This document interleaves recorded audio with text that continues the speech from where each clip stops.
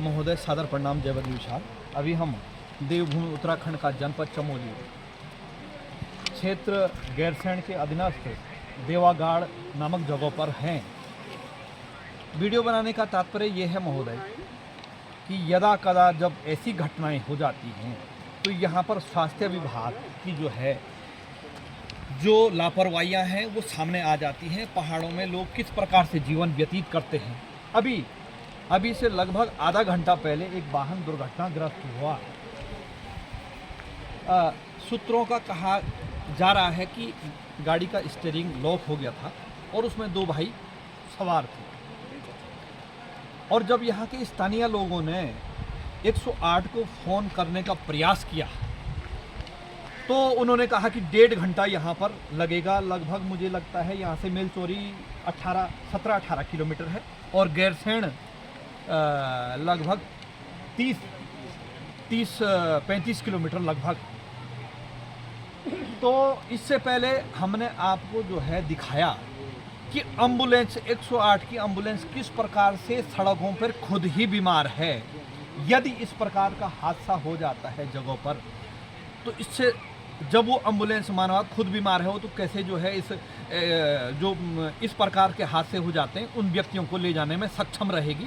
दूसरी बात, स्वास्थ्य की सेवाएं आपने देख लिए है, चाहे वो गैरसैंण की हो, चाहे गौचर की हो, चाहे कर्णप्रिया की हो, चाहे गोपेश्वर की हो। हमने समय समय पर उसको दिखाने का प्रयास किया। भगवान न करे, भगवान बद्री विशाल की कृपा इन दोनों भाइयों पर बनी रहेगी कि वो सुरक्षित रहे।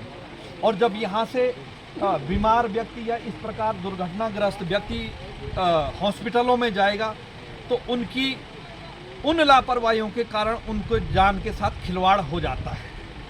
1.5 घंटे में यदि यहाँ पर कोई स्थानीय व्यक्ति न होता, स्थानीय व्यक्तियों की गाड़ी न होती तो उनके जान जोखिम में जाने की पूरी आशंका थी। आप देखिएगा, हालांकि ज़्यादा इतना बड़ा वो नहीं हुआ, करीबन 50 मीटर पे वाहन गिरा है। हालांकि वो अभी ये कहा जा रहा है कि कुछ कह नहीं सकते, चोट भी लगी है क्योंकि नीचे की तरफ जब वाहन वहाँ से आया होगा, ऊपर से आ रहा था भाई साहब, ऊपर से आ रहा था तो स्टीयरिंग लॉक हो गया या ब्रेक नहीं लगे होंगे तो वो सीधे नीचे इस प्रकार से गिरा। आप देख सकते हैं वाहन की स्थिति।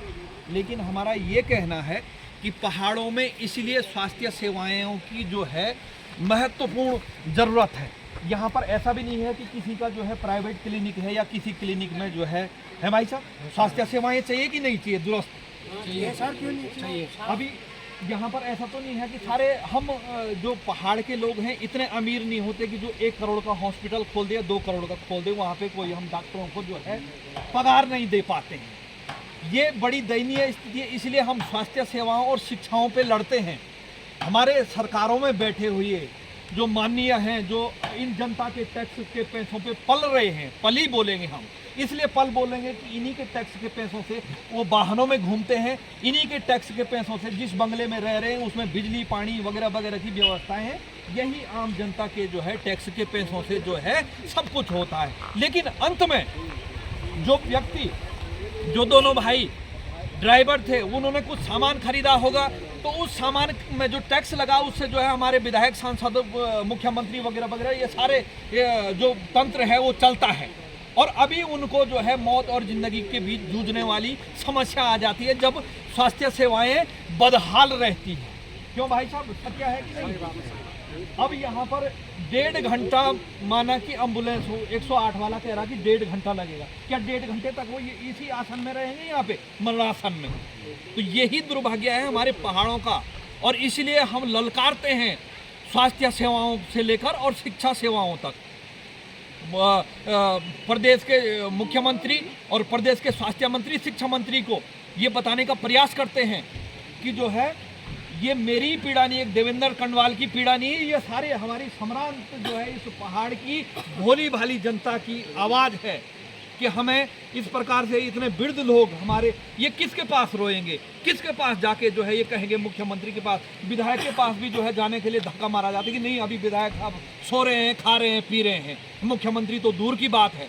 ये हमारे आम आदमी की पीड़ा है, आम जनता की पीड़ा है।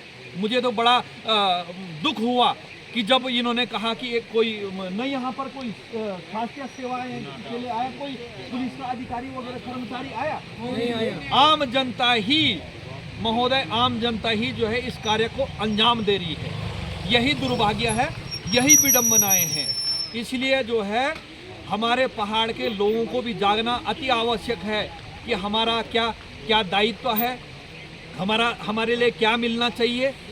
और यहाँ पर यदि स्थानीय लोग नहीं होते, यदि स्थानीय लोगों की अपनी गाड़ी नहीं होती तो उनको अभी यहीं पर रहना पड़ता, हो सकता भगवान न करे कोई उनके साथ और हादसा हो जाता। तो ये है महोदय हमारे प्रदेश की विडंबनाएं। आप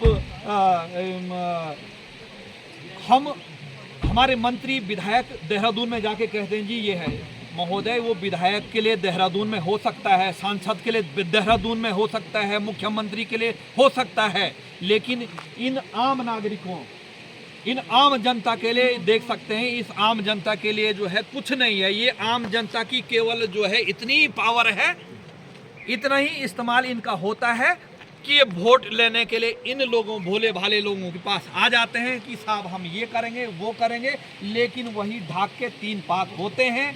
अभी स्वास्थ्य सेवाओं को देखकर गैरसैंण में कैसी है स्वास्थ्य सेवाएं, आप बताइए भाई साहब, क्या है वहाँ पे, ठीक है या नहीं है? खाली है, ढकोसला। अब महोदय क्योंकि मैं कर्णप्रयाग के नज़दीक का हूँ, इसलिए मैं कर्णप्रयाग का जो है स्वास्थ्य सेवाओं का जो है आपको दिखाया और वहाँ पे प्रयास भी किया गया। जहाँ पर गलत होगा हमने कहा है ना काऊ से दोस्ती ना काऊ से बैर।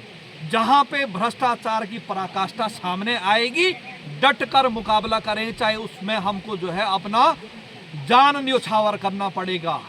क्योंकि न हम किसी पार्टी से बिलोंग करते, न किसी जो है जाति से, न कोई धर्म से। हम ये नहीं करें कि भाई अपने वोट बैंक के लिए कि आप इस जाति के, आप इस धर्म के, आप इस रंग के, आप इस भेद के हैं। लेकिन बड़े दुर्भाग्य दुखद विषय है कि दो भाई जो है यहाँ पर दुर्घटनाग्रस्त हुए, लेकिन 1.5 घंटे बाद कहा कि एम्बुलेंस 108 आएगी। 108 एम्बुलेंस कहाँ आएगी? 108 एम्बुलेंस तो गौचर कर्णप्रयाग के बीच में खड़ी होगी, गैरसैंण कर्णप्रयाग के बीच में खड़ी होगी, या कहीं मेलचोरी गैरसैंण के बीच में खड़ी होगी, क्योंकि उसकी बदहाल स्थिति है।